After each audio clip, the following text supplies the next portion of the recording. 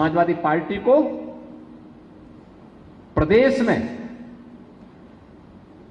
4 बार शासन करने का अवसर प्राप्त हुआ था और 4 बार के शासनकाल में ये गरीबों के मकान नहीं दे पाए, गरीबों को स्वास्थ्य का कार्ड नहीं दे पाए, गरीबों को राशन नहीं दे पाए, गरीबों को जमीन का पट्टा नहीं दे पाए, अनुसूचित जाति की छात्रवृत्ति इन्होंने 2015-16 में रोक दी थी, गरीब कन्याओं की शादी हो इसके लिए इन्होंने कोई व्यवस्था नहीं की, बेटी सुरक्षित हो इसके लिए कोई व्यवस्था नहीं की, अन्नदाता किसान आत्महत्या न करे इसके लिए कोई व्यवस्था नहीं की, आपदा के कारण होने वाली मौतों चाहे वह डूबने से हो, आकाशीय बिजली से हो, उसमें उन पीड़ितों को लाभ मिले इसके लिए कोई व्यवस्था नहीं की। इनका तो उद्देश्य था, ये कार्य करते थे विकास हो लेकिन मेरा हो, मेरे परिवार का हो, परिवार से बाहर कभी नहीं निकल पाए। और मोदी जी का मंत्र है सबका साथ और सबके विकास का। सबका साथ और सबके विकास का मतलब किसी भी वंचित, किसी भी गरीब, किसी भी दलित के साथ कोई भेदभाव न हो, उसको योजना का बराबर लाभ मिले। और बहनों और भाइयों, उसको योजना का बराबर लाभ मिले, इसी क्रम में आज सरकार के प्रयासों का परिणाम है प्रदेश में 15 करोड़ लोग फ्री में राशन की सुविधा का लाभ प्राप्त कर रहे हैं, 60 लाख गरीबों को एक एक मकान मिल गया है, 1,20,000 मजरों तक बिजली पहुंची है और 1,56,00,000 गरीबों को फ्री में बिजली के कनेक्शन मिले हैं। 1,86,00,000 गरीबों को रसोई गैस के कनेक्शन मिले हैं और होली और दीपावली के अवसर पर हम उन गरीबों को फ्री में एक एक रसोई गैस का भरा हुआ सिलेंडर भी उपलब्ध करवाने का काम कर रहे हैं। प्रदेश में 10 करोड़ लोग आयुष्मान भारत के अंतर्गत फ्री में 5 लाख रुपए की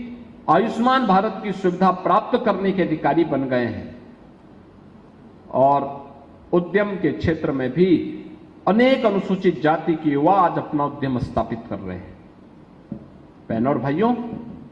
यह काम पहले भी हो सकता था, समाजवादी पार्टी ने नहीं करने दिया। कांग्रेस का एजेंडा ही नहीं था, ये तो केवल जाति के नाम पर बांटने के पक्षधर थे। और आज ये लोग एक्सपोज न हो इसके लिए क्या करते हैं, विकास से मुद्दे से ध्यान हटकाने के लिए अनुसूचित जाति, जनजाति, महिलाओं और व्यापारियों के साथ, अन्नदाता किसानों के साथ, युवाओं के साथ इनके द्वारा किए गए कारनामे सामने ना आ जाएं। अब इसके लिए ये जाति के नाम पर फिर से आपस में लड़ाने का काम कर रहे हैं। भारतीय जनता पार्टी मोदी जी के नेतृत्व में, जो बाबा साहब ने अपने अनुयायियों को कहा, बार बार उन्होंने कुछ आह्वान किए थे। उन्होंने कहा था अपने अनुयायियों से कि शिक्षित बनो,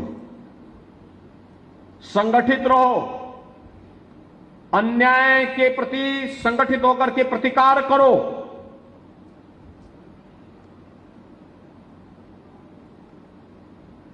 जब हैदराबाद के निजाम ने वहां पर अत्याचार करना प्रारंभ किया तो बाबा साहब ने हैदराबाद के हिंदुओं को और खासतौर पर अनुसूचित जाति से जुड़े हुए लोगों को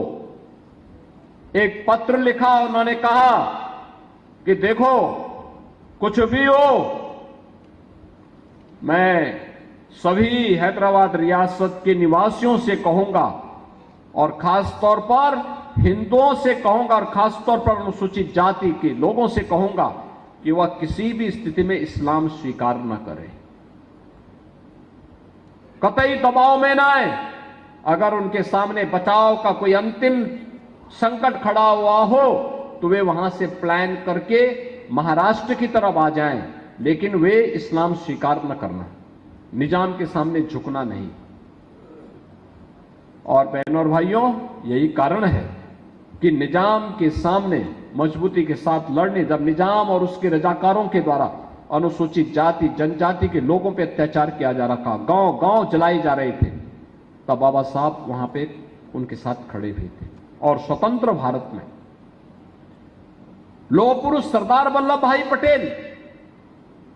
लौह पुरुष सरदार वल्लभ भाई पटेल ने